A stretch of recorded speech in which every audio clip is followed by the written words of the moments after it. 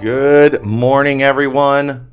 Welcome back to the Spirit of Liberty broadcast. We appreciate you tuning in with us again and hope you get a blessing today as we talk about soul winning. And this, the theme of today's program is really just soul winning motivation. What we're wanting to do today is just talk about some of our experiences soul winning, just kind of tell some stories. And we're going to kind of do this to kick off something that I want to be a part of this program. And we're going to have a segment every week that we're going to call Yesterday's Glory Day. Instead of us talking about, stories from 20 or 30 years ago, we want to hear stories from the last week. If you're doing something for the Lord, you should have some kind of experience. You should have some kind of story that you can tell. And I know some of us are tired of listening to evangelists tell the same stories over and over again that keep getting improved. And it's because some of us have experiences regularly. And if you're out soul winning, you're going to have experiences like that. And so what we want you to do, though, is we would like to read your stories. And we'd like to tell your story. So if you would send us an email at spiritoflibertybaptist@gmail.com, not right now, but during the week, we'll look at those. And then we will tell some of those stories every week on our program. If the Lord is, whenever the Lord does something great, we want to hear about it. So make sure you do that and you let us know what's happening, and we'll make that a part of our story. So I appreciate guys joining me today. We have Brother Matt. This is his first time on the program. Brother Aaron and Brother Austin back with us. And so hope you get a blessing today. So how was your week, gentlemen? It's good. Great. Week. Brother Matt, how's it feel to be on the show for the first time? It feels kind of weird, almost like there isn't a show at all. You're not, yeah, it is kind of hanging out. Yeah, another day at church. Well, that one of the things I like about doing it this way is when I did it by myself before, especially when it wasn't even live. I mean, I don't know, it just was really weird, just talking to a computer, and it just kind of felt fake. At least this way, I feel like I'm having a real conversation with real people. And if I say something funny, hopefully you guys laugh a little bit. Where whenever I say stuff funny on there and I hear no laughter, it throws me off. Yeah. It really hurts my comedic timing. Yeah. So anyway, but before we get into our main subject, of course, we want to do our preaching clip of the week. And this is a big thing that's going to be a part of our show every week. We are going to feature a preaching clip from a different pastor. And the plan is, once you make preaching clip of the week, you're probably never going to do it again. We want to do different people all the time. And so we need your help out there. If you come across a good preaching clip, make sure you send it to us. And it doesn't have to be, but preferably one from that week. If it was something that was preached in the last week, we would like that.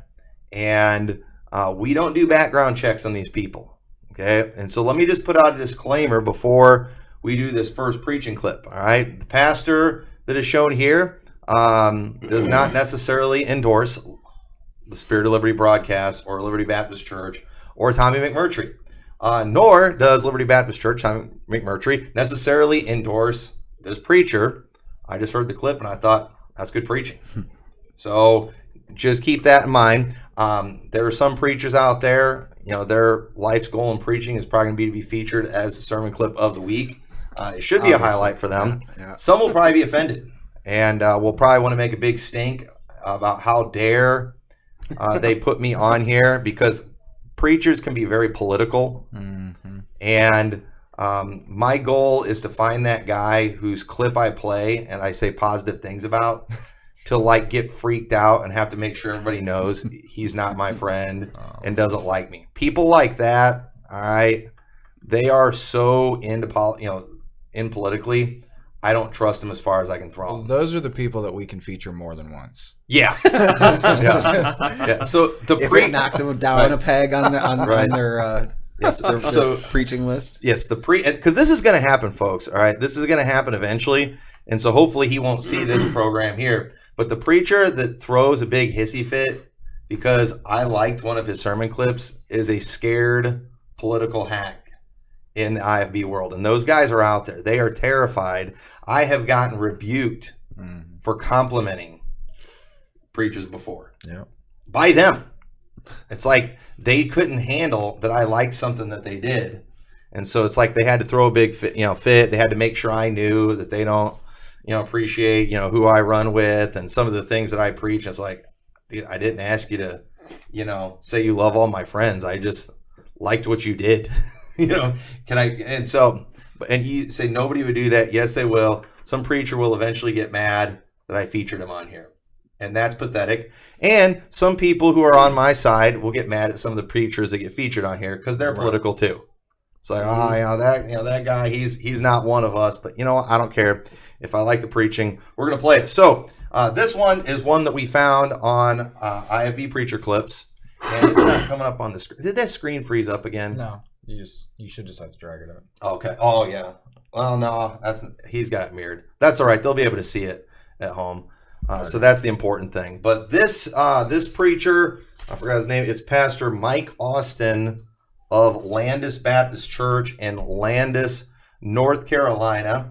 And I want you to listen to this preaching clip. This is a great preaching clip. It was featured on IFB Preacher Clips. And then we're going to read the comments that people left in response. And it's hilarious because there was nothing, while this triggered IFB Preacher Clips in his audience, there was nothing, he said nothing wrong. Everything he said in this clip is right. And it just bothered him so much. And so wait till you hear what they criticized. So, all right, so let's go ahead and play Pastor Mike Austin from Landis.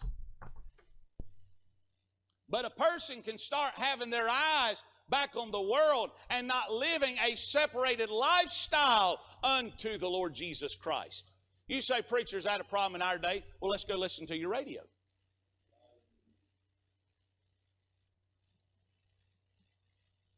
You say, preacher, is that a problem in our day? Well, what are you watching?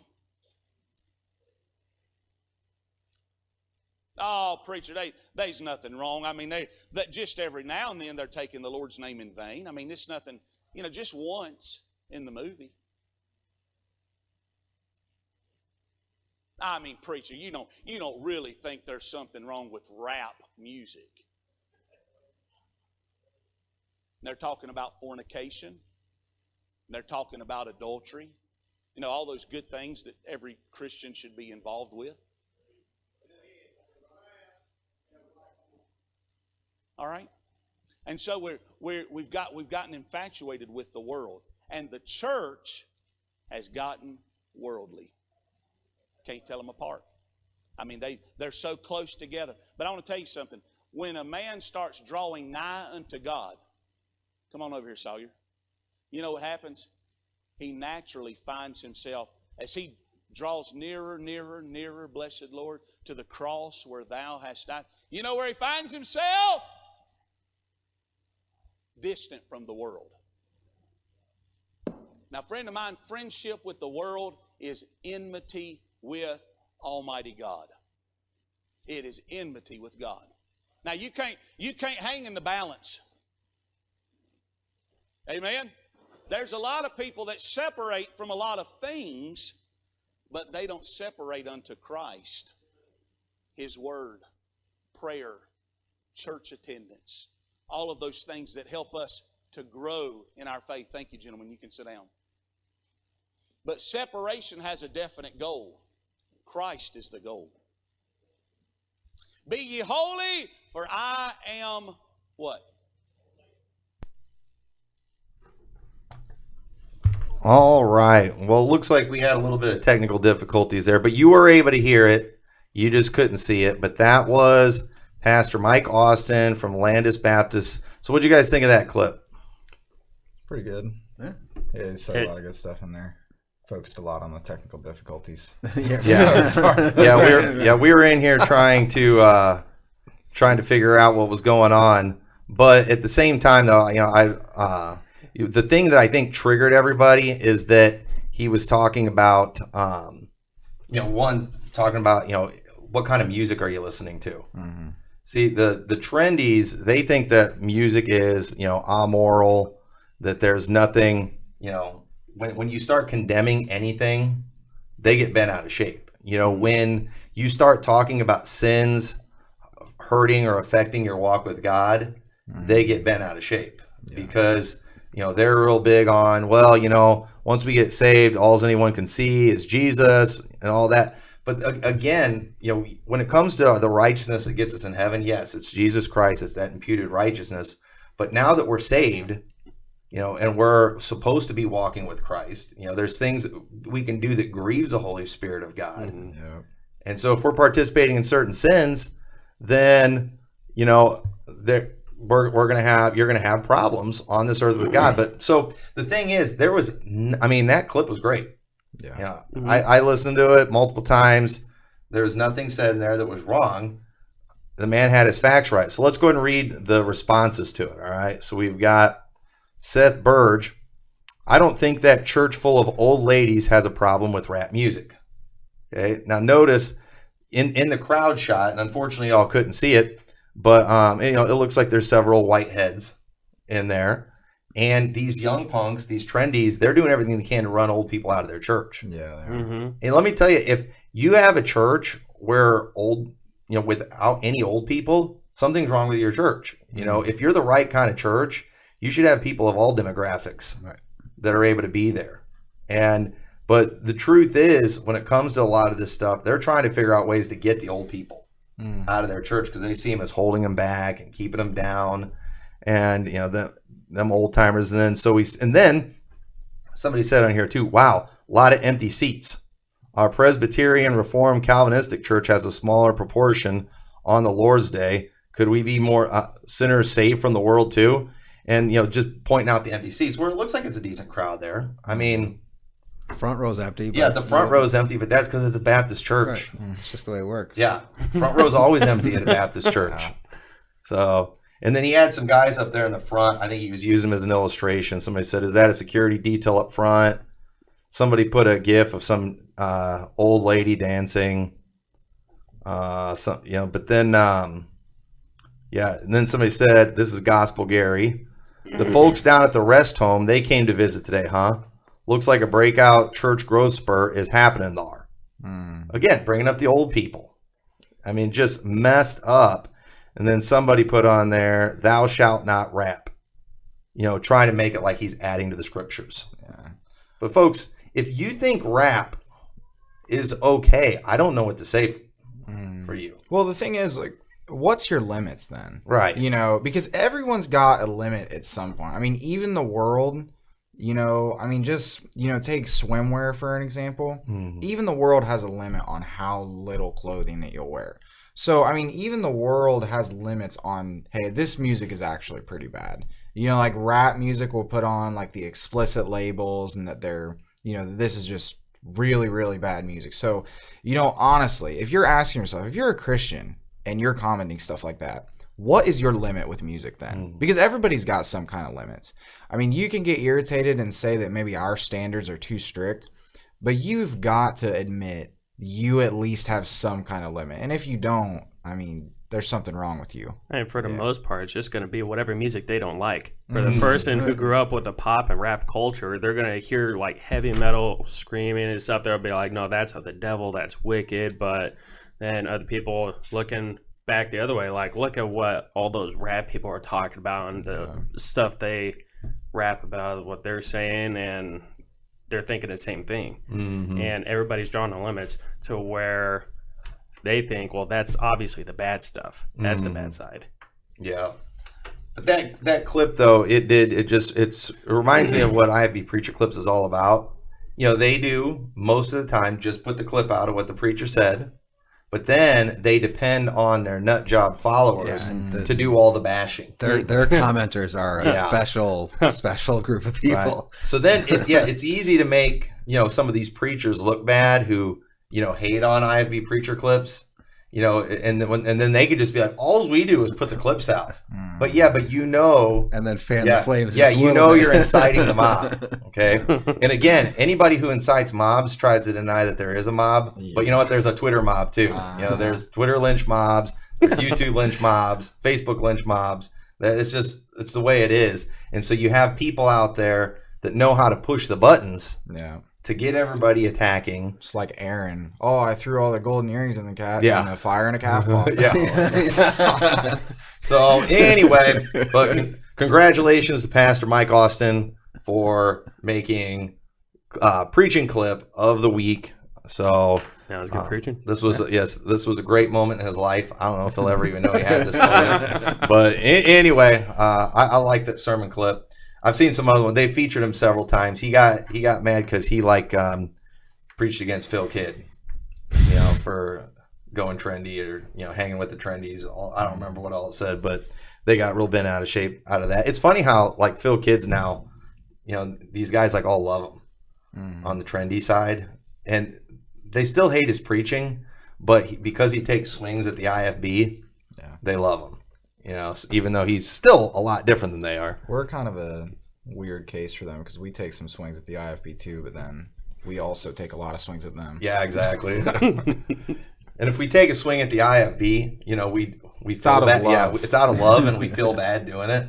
Yeah. Where when we do it at them, we enjoy it. Yeah. So anyway, but we better get to our main subject today. So soul winning motivation, trying to motivate people to go soul winning. And one thing that I think, helps kind of create a soul winning culture in your church is when that's the subject matter. Some people, when they get into church, they get really into sports because that's what everybody talks about. They go to church because they're anxious to talk to their buddies about their fantasy football league they got going on. And you'd be surprised how much fantasy football is like a part of, like a main conversation piece in a lot of churches, or maybe the politics and things like that. But, what people are talking about in the church is going to determine where a lot of the interest and a lot of the focus is. And so we wanted to talk about soul winning today and just experiences, because the Apostle Paul in 2 Corinthians, he tells that story about all the things he went through, about getting stoned, getting shipwrecked, just all these things that he went through. And we read a lot of those stories in the Bible, and those are very interesting stories, and they motivate us. We don't get scared when we read those stories. We actually get motivated. And so I like hearing people's stories. So I don't know if you guys thought about any, but if you had any, experiences you'd like to talk about, things that you've been through, dealt with. For example, a lot of people don't want to go soul winning because they're just scared. Okay. But at the same, they're thinking what could happen. But let's talk about some of our worst experiences out soul winning, because it's probably not as bad as most people think, but at the same time, it's not necessarily, it's not all sunshine and roses out there. So anybody have a bad experience? I have an experience. Okay.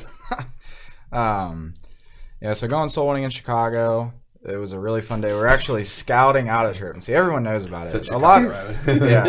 Chicago. Everyone hates Chicago, but we were scouting out a trip for a potentially bigger trip that actually got canceled because of, this was right when coronavirus started.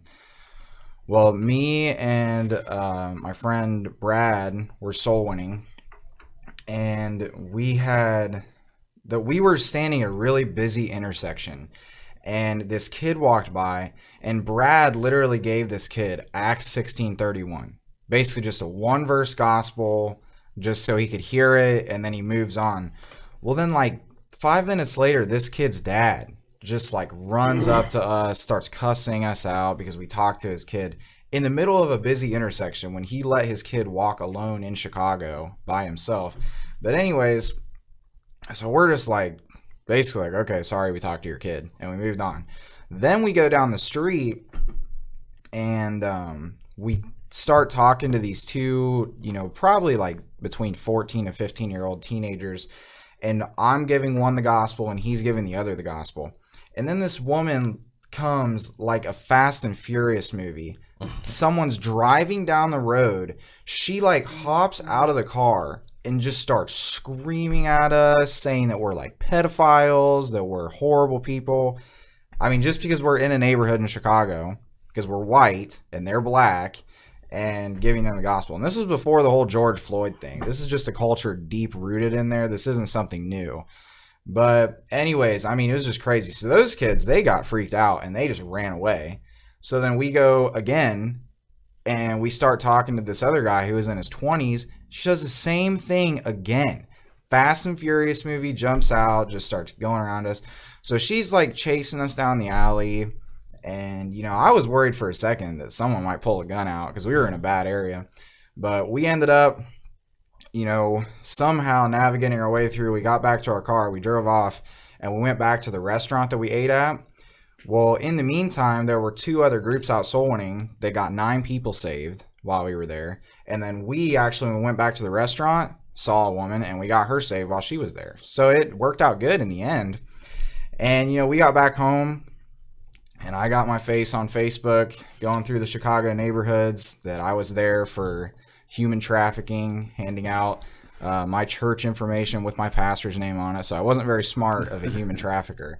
But, you know, at the end of the day, it wasn't really that bad. It was a fun experience. And in the meantime, I was furious while I was there, and I was so irritated. And yeah, I was really hoping we could go back there, but coronavirus kind of delayed it. But we've been back to Chicago a couple times. We're going to go back in November, I think, this year. So it's really exciting. It's a lot of fun. But look, I mean, if you get your face put on Facebook by a bunch of people that hate you anyways and claim that you're some kind of human trafficker handing out church information, real people don't believe that stuff. It's not really that bad. And at the end of the day, it's fun to be able to say that I dealt with a psycho woman in Chicago. And, you know, in the meantime, 10 people got saved that day. So, I mean, it was a great day, and I'm glad to do it, and I'd do it all again. Right. And most of those people, too, that were negative online were just like followers of IFB preacher clips. They hated Christians. They hated and so they were just saying terrible stuff just to say it. Yeah. You know, and it would if you know, so nothing you can do to please those people. That was a pretty crazy one. We got a lot of major backlash on Facebook after that one, but oh well. That was the nail in the coffin for the church Facebook page. Yeah, we had to, our Facebook blew up so bad on that one. I just had to shut that page down because it was just it was so full of hate from the homos already, and then that I was just like, forget this. It's too hard to monitor all that stuff. There was so much. I like put it unlisted. But how about you, Brother Matt? You had any bad experiences? Not other than just getting yelled at and that I don't want to hear it or keep on moving. You know, nothing dramatic like Brother Austin had. That there is what a lot of people are scared of. Well, those are the worst ones. You know, I was kind of thinking about my Chicago thing, and I was wondering because you said the thing we were going to tell stories, and I was wondering if I was even going to tell that one or not. Because to be honest, I would rather do that than go an entire day and just knock a bunch of doors and nobody answers, or everyone that answers is like rude to me. I'd rather do something like that where 10 people get saved. Mm-hmm. Yeah, you know, and like other people are doing great things for God in the meantime, and you can go and meet someone at a restaurant, and it's a really cool story. Then just like knock a bunch of doors, like no one answered. They were all watching football or something. Right. That's the worst experience in my opinion. Mm-hmm. But wait, so the thing is, when you get yelled at, all right, like I said, people think that would finish me right there. But how do you feel? Because that's what everybody's thinking, you know, it would just make me feel so bad. But, you know, what does it do to you when somebody just yells you, tells you to get out there, land or whatever? It literally doesn't affect me at all. I know most people aren't going to listen. Even fewer people are going to get saved. So if there are a lot of people that are angry because somebody's coming to their door, and I mean, I don't look like a Mormon. I don't look like a Jehovah's Witness. Mm-hmm. You know, I do have my backpack, so maybe they think I'm selling something. But if they're that angry, they weren't going to listen anyway. So it's actually easier to have them yell at me and say, "Get out of here! I don't want to listen." No, that I didn't waste any time, and I go to the next door and hope that those people are going to answer and listen instead of. Right, because here's what people need to understand. If you show up at somebody's house and they yell at you and are rude, it's not personal. Mm-hmm. They obviously already have issues with, you know, soul winners and everything. Right. And they don't know who you are, and they won't remember who you are. And so you didn't make them mad. They already were just angry for whatever reason. And, you know, you just end up being there and being the one that gets to take it. But you can't take it personal. Mm-hmm. So how about you, Aaron? You have any bad stories? Two that I got at the back of my head. One just kind of similar to what Austin, not nearly to the skill that he had, but just having somebody come up, somebody that it was me and Aaron. I can't remember what town, but it was a few weeks ago, small town. It was me and Aaron together, and there was this guy that had been talking with some people at the fire station, watching us, walking down the street, door knocking. And then later comes up. We're heading back towards the van, get ready to go home, and he comes driving down the street, sees Aaron talking to two 13, 14-year-old girls riding bikes on the street. And the guy just drives up and starts, hey, you have no right to be talking to these girls, and just accusing us of being pedophiles, and you have no right in today's world. And so I've got something similar to that extent, but the one that is knocking at the back of my head is some dude just freaking out on me. Knock the door, guy answers, hey, just hand out church advice. You go to church anywhere? I was like, no. Or, well, I'm just more important than church. You sure you're going to go to heaven? And he just says, no, not interested, don't want to talk about it. All right, well, hey, can I leave you with this verse real quick just to kind of sum everything up? And he's like, sure. So I get halfway through, go to usually go to Ephesians 2:8. I can't remember what I went to, but get through half of it. He interrupts me and just starts going off on me. This guy's all smiles at the door, and he's just polite. He's like, no, and then, sure, okay, I'll hear it. And then I get halfway through this and saying, see, so instead of it's saying this is works as opposed to faith right here. He just starts going off on me, and he's like, I know other people in other religions, and like this guy just turned into a total nut job in a blink of an eye. Yeah. I had that exact same thing happen one time. We were over in Streeter, and this guy, hey, we're from Liberty Baptist Church, and everything, and he's being real nice, receptive, hey, can I tell you how you know for sure you're going to heaven? He's like, yeah, sure. And so we're going through, and he kept asking these questions, and I was like answering them, and he seemed real receptive. I was like, man, this guy's going to get saved. But then finally, I forgot what I said exactly, but I realized after the conversation turned, all these questions he was asking me, the only reason he was letting me talk, he was setting me up, because he was going to stump me, and then he was going to let me have it, basically. But the problem is, I answered one of the questions that I don't think I was supposed to be able to answer, too good for him. And then all of a sudden he just like lost it. Everything was fine. I thought this guy's probably going to get saved. And then he was just like, and right there, after I said something about, us about being sinners and everything, y'all are so negative. And he just like flips on me, and then like throws the stuff back at me and tells me to get out of there. And I was just like, okay. I mean, it was like so nice and receptive, and he did, man. He just turned. It was crazy. But just real quickly, we don't have a whole lot of time left, but what are some of your like least favorite things soul winning? So for me, I think it was last week when we went out, dogs. Every house, just dogs. I hate dogs. Yeah. They do more to just quench the spirit and make it difficult. You go knock on somebody's door and 14 dogs start barking. Mm-hmm. The people are angry now. Mm-hmm. Well, and not just them, but their neighbors too. Right. And it's just like a 5-minute before you get there announcement, hey, there's a Baptist coming to your house or something. It's frustrating. I'd rather a day of no answers than dogs at even just 3-4 of the doors. Every time you knock, all the dogs start barking, and if they come to the door, you're just already in a situation where this person, they're reaching down to hold back their 20-foot tall dog, and just like trying to answer the door. They got the look of discomfort on their face, saying, can I help you? And you're just, here's a church invite, man. Yeah, it's so awkward. I learned a thing though too, because I don't want to look like I'm holding their door shut and everything in case they come when I'll get there. But I always put my foot. Yeah, I was just kind of put my foot there at the bottom of the door to hold it just there. in case the dog. Yeah, that's a good tip. I never thought of that. Yeah, because I'm always afraid the dog's going to make it through there, and I've seen some that look like they wanted to eat me. Oh yeah. Most I think are just excited, but yeah, that right there, that drives me crazy. And if you go soul winning, you're gonna have some bad experiences. Mm-hmm. But you just got to learn to get over yourself. You just gotta be humble. And understand. Just don't take things personal. But you're gonna have a lot of great experiences too, and that's what keeps you motivated. Yeah. And if that's why I think it's good to talk about stuff like this and share your stories. If you're out there this week and you have a good experience, talk about. We've been talking about bad experiences. I was wanting to talk about good experiences too, but we're like already out of time. So this probably wasn't soul winning motivation. This was probably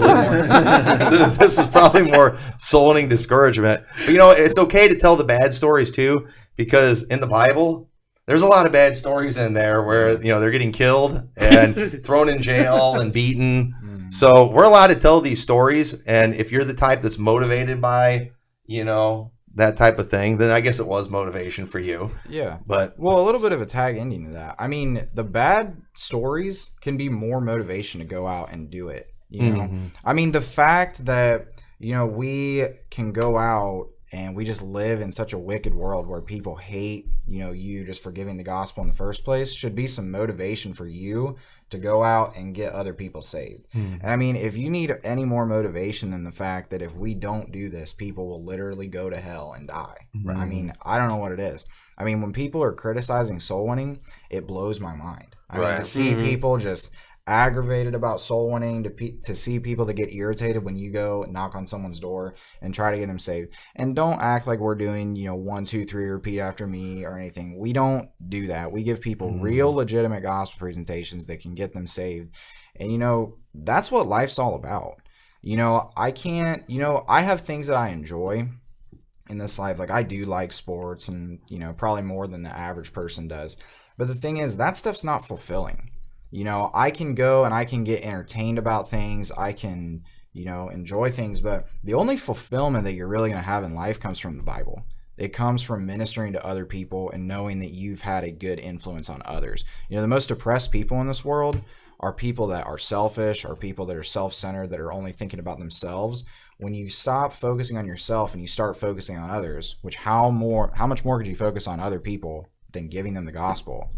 I mean, you're going to be a depressed person. Right. Yeah. And, back to the 1, 2, 3 repeat after me. I'm going to say this too, especially for our good friend, the Pharisee, Jeff Dollar. Okay. Listen, Jeff Dollar, the Pharisee.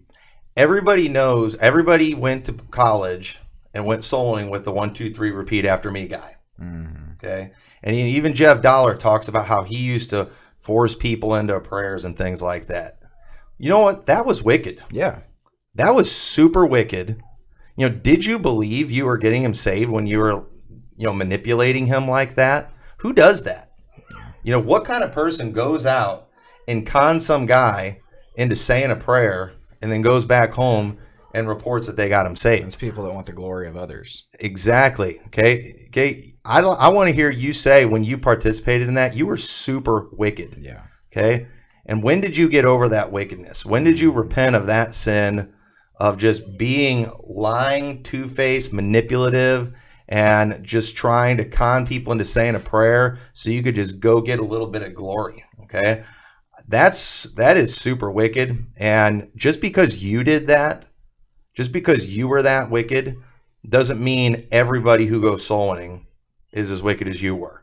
Okay? And he went to Hyles-Anderson, right? Yeah. So how do you go to Hyles-Anderson and you have a bad experience of 1, 2, 3 repeat? I'm sure he had more than one. But like, one of the things I love about this church is going out with everybody. Going out here, if we don't get to talk to somebody, I get to talk to them.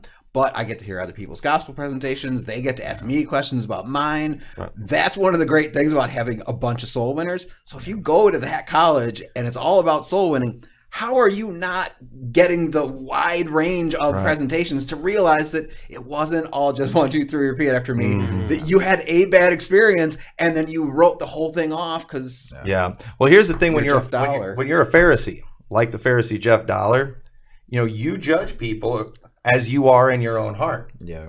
And so because that's who he is in his heart, that's what he assumes everybody else is. Okay. And then what he does, his response is always, act super nice and humble and, talk about how we just don't know doctrine. We haven't read enough John Calvin and, the canons of Dort and all that kind of stuff. And he's smarter than the rest of us. But at the same time, listen, you filthy Pharisee, you are inaccurately, with zero experience, judging all of us and what we do. He's never gone soul-winning with any of us. Right.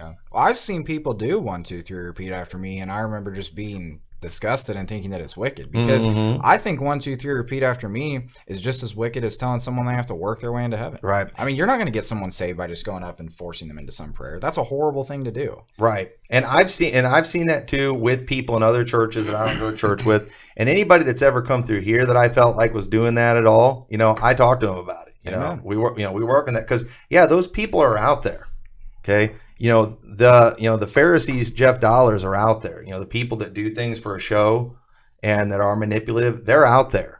But not everybody's like that. And some places we call that out. And so, just understand when you hear Pharisees like Jeff Dollar talking like he does, he's judging us as he is in his own heart. He's never been to our church. Exactly. He's never been soul winning with me, but yet he knows all this stuff about what we do. You know why? Because he went to Hiles Anderson, and he just assumes we're all Hiles knockoffs. And he obviously, if he's that wicked or was that wicked, we must be now too.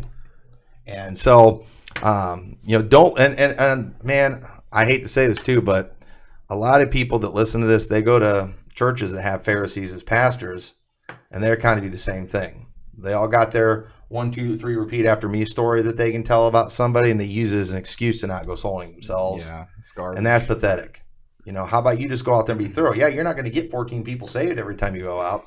You're not going to be like that one guy. I remember they got like 14 people saved in like at less than an hour. Literally watched this kid get someone saved in 30 seconds. Yeah. Ran up to him like a heat-seeking missile on the street and had his head bowed in 30 seconds and came back to let everybody know he got saved. That is wicked garbage. Yeah. No, that ain't right. And yeah, it does happen. Yeah. It does happen, but it's not everywhere. There's perverts out there, but it doesn't mean everybody's a pervert. Anybody who accuses everybody of being a pervert too, I usually suspect of being a pervert. It's weird when that stuff's on your mind all the time. I know. Like just the immediate thing that you think someone's doing, you're a pedophile. Yeah, and why are you even thinking about pedophiles? Right. All the time? Yeah, and what's on the Pharisee Jeff Dollar's mind all the time? 1, 2, 3, repeat. Two-faced, hypocrisy, just manipulative, all the things that he admits that he was at one time, apparently. Yeah. But he has repented of that sin, yet he still judges everybody that same way. Okay, he might have changed his actions, but his heart has not been changed. Yeah. So anyway, we'll close with that, and we will look forward to the next 14 video series from the Pharisee Jeff Dollar. Fixing me on my soul winning, where he will continue to tell stories about people that are not me and experiences that were not with me or not with anyone from our church. He will find a video of somebody, associated with the new IFB, judge everything from that, and instead of actually, getting to the source of things, because that's how Pharisees work. Yeah. But we'll look forward to that.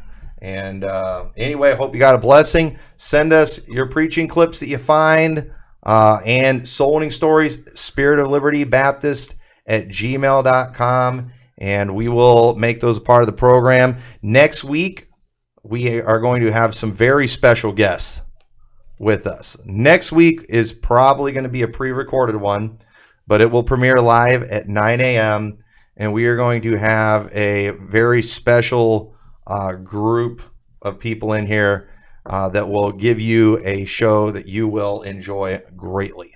I mean, I thought we're a pretty special group. But it's okay. We're pretty special, but sure they'll be more special. There are those better than us. Yeah. So we are not the most special people in the world. So we will let you wonder what that's going to be until next week. So God bless you. We will see you all next week.